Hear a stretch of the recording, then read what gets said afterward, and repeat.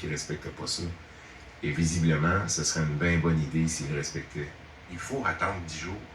Il faut attendre 10 jours. La principale limite reste toujours la capacité du système de santé à recevoir les gens malades, surtout en plein été, alors que le taux d'absentéisme est plus élevé. Les membres du personnel des milieux hospitaliers ont besoin de ces vacances-là, avec ce qui s'est passé l'année passée.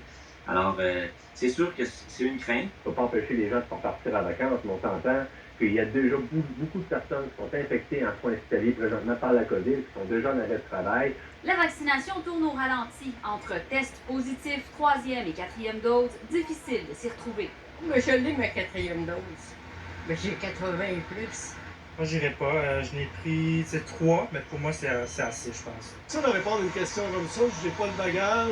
Si ça fait à peu près 6 mois que vous avez eu votre dose de rappel la première, ou si vous n'avez pas eu du tout, c'est le bon timing, allez-y, c'est le bon moment. Une dose de rappel, ça me dit que c'est plate de parler de ça encore, là. Je pensais que c'était fini. On la craignait à l'automne, mais la 7e vague arrive plus tôt que prévu.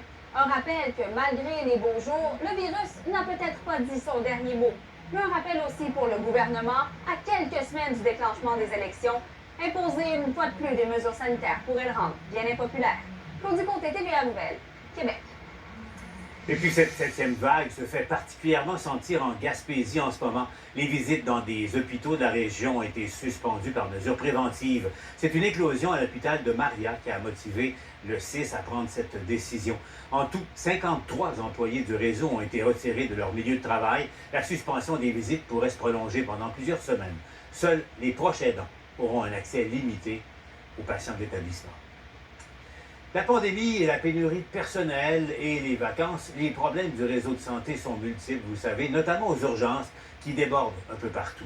Ce soir, on vous parle de ce qui arrive à une dame âgée de la Rive-Sud qui a dû se rendre aux urgences de Pierre-Boucher 13 fois en quelques semaines, étant incapable de recevoir des soins ailleurs. Harold Gagné.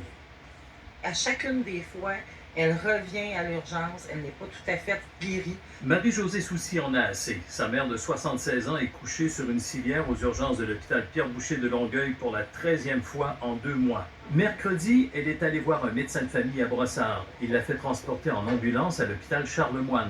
Comme son dossier médical est à Pierre-Boucher, elle a été envoyée ici en transport adapté.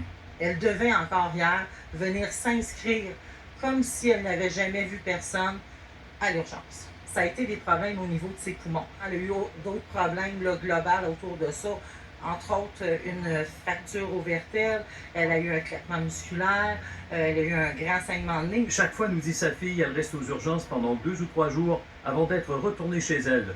Au moment de notre rencontre, elle y était à nouveau depuis 1 journée et demie, dans la lumière et le bruit. Comment ça se fait qu'elle revient toujours aux urgences?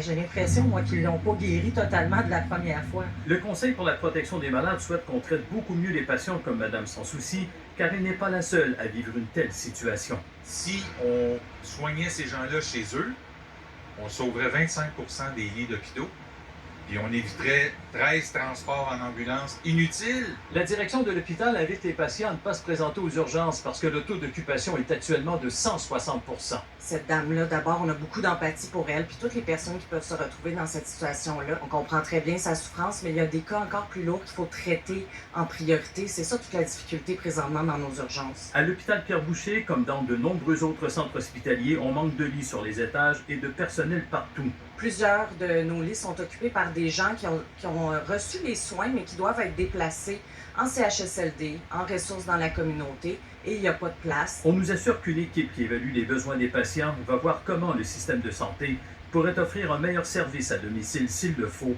à Madame Sans Souci. Tout ce que je souhaite, M. Gagné, c'est que ma mère aille un peu mieux, qu'il réussisse à la stabiliser pour qu'enfin on sorte de ce calvaire-là. Harold Gagné, TVA Nouvelle, Longueuil.